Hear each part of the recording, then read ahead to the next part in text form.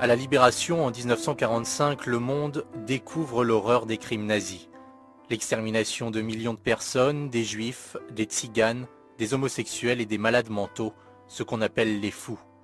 140 000 sont morts en Europe, 100 000 en Allemagne dans les camps de concentration et 40 000 en France, morts de faim dans les asiles. Ils ont été abandonnés parce que le régime de Vichy n'en voulait plus de ces tarés. Après la guerre, les fous restent à l'asile, enfermés pour que la société, pour que les gens normaux ne les voient pas. Mais dans les années 60, pour certains psychiatres, le statut du malade mental doit changer. Il faut désormais le voir comme un homme. Jean Broustra est ancien psychiatre à Libourne. À ce moment-là, on commence à dire qu'on peut traiter la maladie mentale dans des meilleures conditions institutionnelles, c'est-à-dire surtout pas en se suffisant de les enfermer. Et puis commencent à apparaître les médicaments.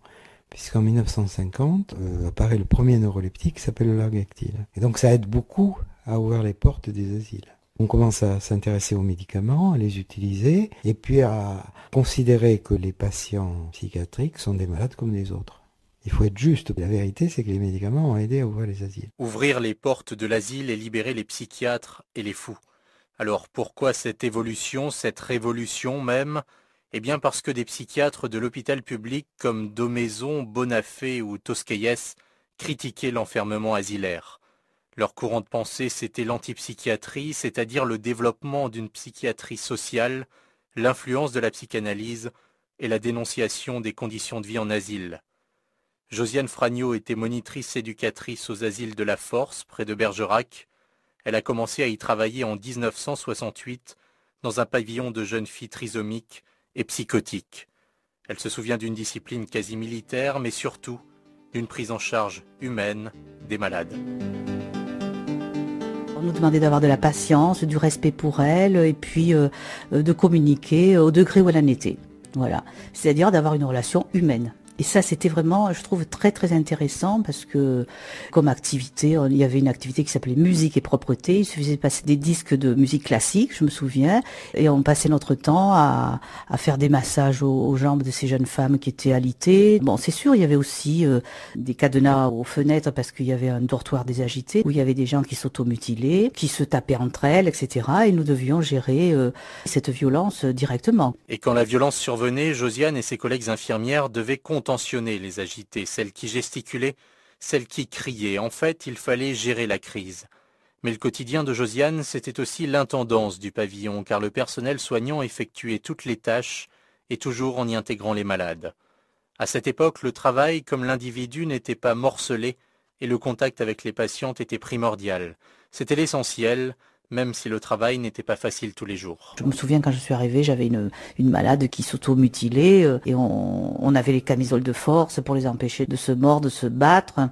Il n'y avait pas de lit, il y avait des lits de sciure, c'est-à-dire que c'était des bacs qui faisaient 1,80 m sur, 90 de large. Et dedans, on y mettait de la sciure, par-dessus, on mettait un drap. Et toutes les semaines, je crois que c'était 2 ou 3 fois par semaine, il y avait un ouvrier qui venait ramasser la sciure pour remettre de l'autre sciure. Parce que les enfants, ou les adolescents, la plupart urinaient la nuit, quoi. Travailler dans un hôpital psychiatrique, c'est apporter des soins, faire don de soi. C'est aussi améliorer l'état du patient en parlant avec lui, en l'écoutant, en essayant de comprendre ses problèmes, tout simplement pour qu'il soit l'égal des autres, les normaux. Jean Broustra dresse le portrait des infirmiers psychiatriques qu'il a connus durant sa carrière, des personnes sensibles et compétentes, des personnes qui vivaient leur travail comme un engagement, comme une mission. Ces infirmiers psychiatriques qui ont été formés jusqu'à qu'on les supprime en tant que tels, étaient des gens qui étaient capables à la fois de faire un travail de soins à l'hôpital classique, mais aussi d'accompagner les patients sur l'extérieur. Et donc de permettre la reprise du lien entre les patients et le monde extérieur. C'est-à-dire comment aller au stade si on a envie de faire du sport, comment aller au cinéma, comment participer à la vie civile, etc., etc. C'est un malade, mais c'est un citoyen. Voilà. Et comment aider le citoyen à reprendre pied malgré la maladie ou les séquelles de la maladie. Et c'est un travail très difficile, qui demande beaucoup de doigté, c'est-à-dire la question du seuil, c'est-à-dire on est entre dedans et dehors, et puis on travaille là, sur le seuil. Aujourd'hui, l'hôpital psychiatrique se porte mal, pas assez de moyens, pas assez de lits, une mission sociale qui s'effrite. Bernard Almandou est pédopsychiatre à Bordeaux, et pour lui, le vrai malaise dans la psychiatrie, c'est ce modèle médical dominant qui traite les pathologies mentales comme on plâtre une jambe cassée. C'est 1. Répondre aux urgences, 2. Faire des diagnostics, et 3. Externer d'office les gens. C'est-à-dire on les fout dehors, démerdez-vous dans le social. C'est catastrophique pour les malades, quoi. On ne traite pas une maladie mentale comme on traite la grippe, quoi. Mais une fois qu'on a fait le diagnostic, si vous voulez, le problème des maladies mentales, c'est que beaucoup sont chroniques.